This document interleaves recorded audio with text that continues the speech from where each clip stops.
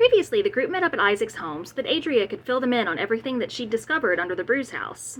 They read through the journal that she stole and discovered several entries that seemed to imply that about 17 years earlier, the Bruise children became deathly ill. It seemed that Sarah had made a deal with some shadowy creature to save them.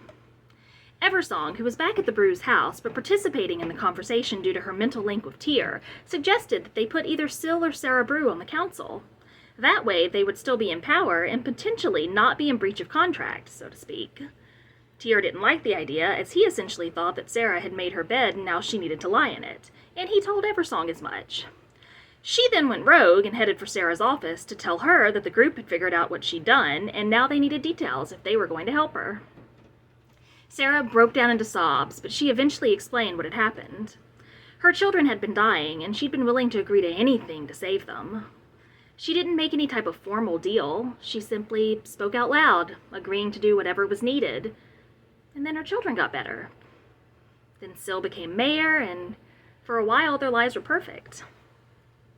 Then Syl came close to losing an election, and that's when things started to go wrong. As soon as he started doing badly in the polls, their children started getting sick again. Sarah asked the entity to help her cast a charm to make sure that Syl stayed in power, and it helped her. It didn't just want Syl in power, though. Sarah had been stealing the money sent by the capital for years and giving it to the entity. She handled the finances, and Syl never even knew the capital was sending the money. She described the being, and Eversong recognized it as something called a Nightmare Shepherd. Eversong sent a message to Tyr asking him to bring the others. They all gathered in the Bruise home.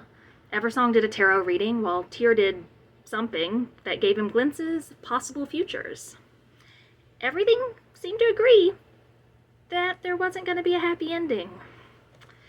Sarah left the room, telling the group she was going to finally tell Syl what was going on.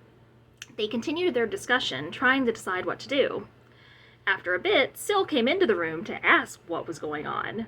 Sarah clearly hadn't spoken to him, and he hadn't seen her in a while.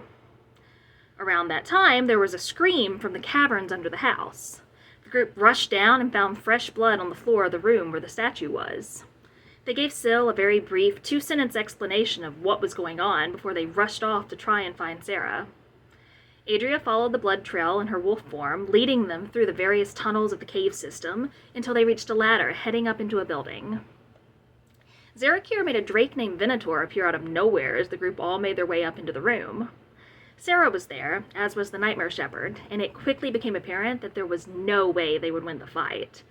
It took Zarakir down in a single attack, and the only reason he wasn't killed outright was because someone or something acting through Venator intervened.